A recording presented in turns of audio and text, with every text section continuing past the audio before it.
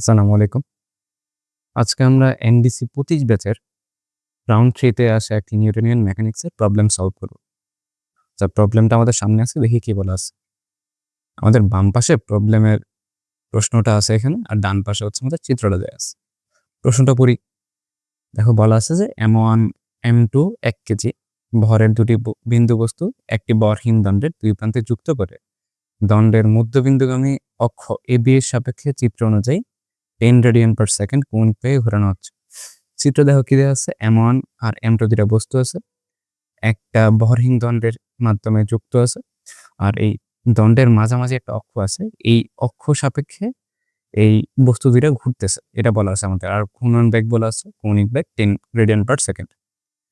তারপর বলা আছে পরবর্তীতে ভরহীন দণ্ডটি 2 কেজি ভরের একটি দণ্ড দ্বারা প্রতিস্থাপন করে একই কৌণিক বেগে ওই অক্ষের সাপেক্ষে ঘোরানো হলো। তার মানে কি বলছে, পরবর্তীতে আমি কি করতেছি, প্রথমে তো আমাদের যে দণ্ডটা ছিল ওই দণ্ডটা কোনো ভর ছিল না, ভরহীন ছিল। পরবর্তীতে আমি ওই যে ভরহীন দণ্ডটা রিপ্লেস করে একটা 2 কেজি ভরের দণ্ড দিয়ে রিপ্লেস করে দিলাম ভরহীন দণ্ডটাকে, এটা বলছে। এখন তারপর বলা হয়েছে যে ভরহীন দণ্ডটি সর্বাধিক 400 নিউটন টান সহ্য করতে পারে। তার মানে আমি যে পরে আগে যে আমাদের ভরহীন দণ্ড ছিল ওইটা সর্বোচ্চ 400 নিউটন টান সহ্য করতে পারে, এর থেকে বেশি সহ্য করতে পারে না। এখন আমাদের 3 নম্বর কোশ্চেনে কি বলা আছে দেখো, যে দ্বিতীয় ক্ষেত্রের ব্যবস্থাটির কৌণিক ভরবেগ নির্ণয় করো। এখানে দ্বিতীয় ক্ষেত্র মানে কি, দেখো প্রথম ক্ষেত্রে আমাদের তো যে দণ্ডটা ছিল M1 আর M2 এর মাঝে, এই দণ্ডটা হচ্ছে ভরহীন ছিল। দ্বিতীয় ক্ষেত্রে কি হয়েছে, যে ভর 2 কেজি ভর দ্বারা রিপ্লেস করছি, ভরহীন দণ্ডটাকে 2 কেজি ভরের একটি দণ্ড দ্বারা রিপ্লেস করা হয়েছে। তার মানে পরে আমাদের যে দণ্ডের ভর হচ্ছে 2 কেজি, যখন আমাদের 2 কেজি ভর দ্বারা রিপ্লেস করা হয়েছে তখন আমাদের কৌণিক ভরবেগ জানতে চাইছি। আচ্ছা, কৌণিক ভরবেগের তো আমরা বেশ কয়েকটা ফর্মুলা জানি। কি জানি আমরা যদি লিখি, যে কৌণিক ভরবেগকে নরমালি আমরা এল দ্বারা প্রকাশ করি। গ নাম্বার কোশ্চেন, আমরা কৌণিক ভরবেগকে নরমালি আমরা এল দ্বারা প্রকাশ করি। এন্ড এল অনেকগুলো ফর্মুলা জানি আমরা, যে একটা জানি আছে এম ভি আর। এম হচ্ছে ভর, বেগ হচ্ছে রৈখিক বেগ, আর হচ্ছে দূরত্ব। সেম ভাবে আরো একটা ফর্মুলা জানি এম ওমেগা আর স্কোয়ার, এটা জানি। অথবা আমরা আরেকটা ফর্মুলা জানি হচ্ছে আই ওমেগা, এই ওমেগা। এখন এখানে আমরা কোনটা ইউজ করব, আমরা দেখো, আমরা যদি এম ভি আর ইউজ করি অথবা এম ওমেগা আর স্কোয়ার ইউজ করি, তাইলে হচ্ছে এখানে আমাদের বেশ কমপ্লিকেটেড হয়ে যাবে জিনিসটা। কারণ দেখো, তুমি একটা দণ্ড আছে এখানে, মাঝখানে ভরযুক্ত একটা দণ্ড আছে। ওই দণ্ডের ক্ষেত্রে তুমি যখন হচ্ছে এম ওমেগা স্কোয়ার অথবা এম বি আর দিয়ে কৌণিক ভরবেগ বের করতে যাবে, তখন দেখবে যে তুমি নরমালি করতে পারতেছো, তোমার হয়তো ইন্টিগ্রেশন করা লাগতে পারে। তাহলে আমরা কি করবো, এখানে আমরা হচ্ছে আই ওমেগা এই ফর্মুলাটা ইউজ করব। আচ্ছা, এখানে আই ওমেগা দ্বারা কি বোঝাচ্ছে, আই হচ্ছে আমাদের জড়তার ভ্রামক, আর ওমেগা হচ্ছে আমাদের কৌণিক বেগ। কৌণিক বেগ তো আমাদের দেয়া আছে 10 রেডিয়ান পার সেকেন্ড। আর আমাদের তাহলে জড়তার ভ্রামকটা বের করা লাগবে, যেই সিস্টেমটা ঘুরতেছে ওই সিস্টেমে টোটাল জড়তার ভ্রামকটা বের করা লাগবে। আচ্ছা, জড়তার ভ্রামক যে বের করবে এর আগে আমাদের দুইটা জিনিস একটু জানা থাকা লাগবে। আমরা দেখো ডান পাশে আমাদের দুইটা চিত্র আছে, দুইটা চিত্র কি বোঝাচ্ছে দেখো, এখানে আমাদের একটা বিন্দু ভর আছে, এম এম ভরের একটা বিন্দু ভর আছে, আর এটা হচ্ছে আমাদের একটা অক্ষ আছে। এই অক্ষ সাপেক্ষে বিন্দু ভরটা ধরা হচ্ছে ঘুরতেছে। তাইলে এই অক্ষ সাপেক্ষে এই যে বিন্দু ভর, এটার জড়তার ভ্রামক কত হবে? আমরা সবসময় জানি যে কোনো বিন্দু ভরের ক্ষেত্রে জড়তার ভ্রামক বের করতে হলে কিভাবে করতে হয়, যে ওই বিন্দু ভর কিন্তু অক্ষ থেকে দূরত্বের বর্গ। তাহলে এম আর স্কয়ার হবে এই বিন্দু ভরের জড়তার ভ্রামক। সেম ভাবে আমাদের পরবর্তীতে দেখো নিচে আমাদের একটা এল ভরের দৈর্ঘ্য, এল দৈর্ঘ্যের একটি, এখন দেখো আমাদের নিচে আরেকটা চিত্র আছে। চিত্রটা কি দিয়েছে দেখো, যে একটা এল দৈর্ঘ্যের দণ্ড আছে, এটার অবশ্যই একটা ভরও আছে। ওই দণ্ডের ভর ধরেছে আমাদের এম ধরতে পারি, ভর হচ্ছে আমাদের এম। এখন যদি আমাদের এল দৈর্ঘ্যের একটা দণ্ড হয় আর দণ্ডের মাঝামাঝি লম্ব বরাবর একটা অক্ষ থাকে, এই অক্ষ সাপেক্ষে যদি এই দণ্ডটাকে আমি ঘুরাই, এই অক্ষ সাপেক্ষে মধ্যবিন্দুতে লম্ব অক্ষ সাপেক্ষে যদি এই দণ্ডটাকে ঘুরাই, ওই দণ্ডের জড়তার ভ্রামক কত হবে? আমরা জানি ওই দণ্ডের জড়তার ভ্রামক হচ্ছে আমাদের 1/12 এম ইন্টু এল স্কয়ার, যেখানে এম হচ্ছে দণ্ডের ভর আর এল হচ্ছে দণ্ডের দৈর্ঘ্য। ঠিক আছে, এখন আমাদের কোশ্চেন অনুযায়ী যে সিস্টেমটা আছে ওই সিস্টেমটা টোটাল ভরবেগ, কৌণিক ভরবেগ বের করতে হবে। কৌণিক ভরবেগ বের করার জন্য আমাদের আগে হচ্ছে জড়তার ভ্রামকটা জানা লাগবে। এখন দেখো, আমাদের যে সিস্টেমটা ঘুরতেছে এই সিস্টেমে কি বলা আছে, আমরা যদি চিত্র রাখি, যে চিত্রটা এখান থেকে বোঝা যাচ্ছে যে আমাদের বলছে যে এবি একটা দণ্ড আছে, এই এবি অক্ষের সাপেক্ষে আমাদের এই একটা 2 কেজি বরের দণ্ড M1 M2 দণ্ডের মাধ্যমে কানেক্টেড। এই দণ্ড আর হচ্ছে M1 M2 ঘুরতেছে।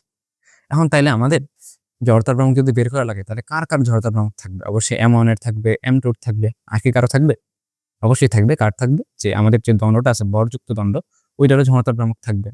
আর সবগুলো জড়তার ভ্রামকই কোন অক্ষের সাপেক্ষে হবে? এই যে আমাদের মধ্যবিন্দুগামী AB অক্ষের সাপেক্ষে হবে। ঠিক আছে? তাহলে আমরা যদি বের করি, প্রথমত আমরা টোটাল জড়তার ভ্রামক বের করব। আচ্ছা, আমরা এখন হচ্ছে টোটাল যে সিস্টেমটা আছে, টোটাল সিস্টেমে জড়তার ভ্রামক বের করব। তো যদি বের করি তাহলে কি আসবে দেখো। প্রথম হচ্ছে জড়তার ভ্রামক I। এখন কোন বস্তুর জন্য আসবে? M1 এর জন্য একটা জড়তার ভ্রামক আসবে I_M1। সেম ভাবে M2 এর জন্য একটা জড়তার ভ্রামক আসবে। সেম ভাবে আমাদের এই দণ্ড আছে, দণ্ডের জন্য একটা জড়তার ভ্রামক আসবে। ওটাতে ধরলো আমি কি বললাম? I3 ধরলাম। ঠিক আছে? এখন এইখানে কেন আমি ৩টা যোগ করে দিলাম? কারণ জড়তার ভ্রামক যেহেতু স্কেলার রাশি তাহলে নরমালি যোগ করে দিলে হবে। এখানে ভেক্টরের কোনো কাহিনী নেই। ঠিক আছে? তাহলে আমি প্রথম কি করব যে M1 এর জন্য যে জড়তার ভ্রামক এটা বের করব। আচ্ছা, এখানে দেখো যে চিত্র AB অক্ষ থেকে M1 এর যে দূরত্ব এটা কত?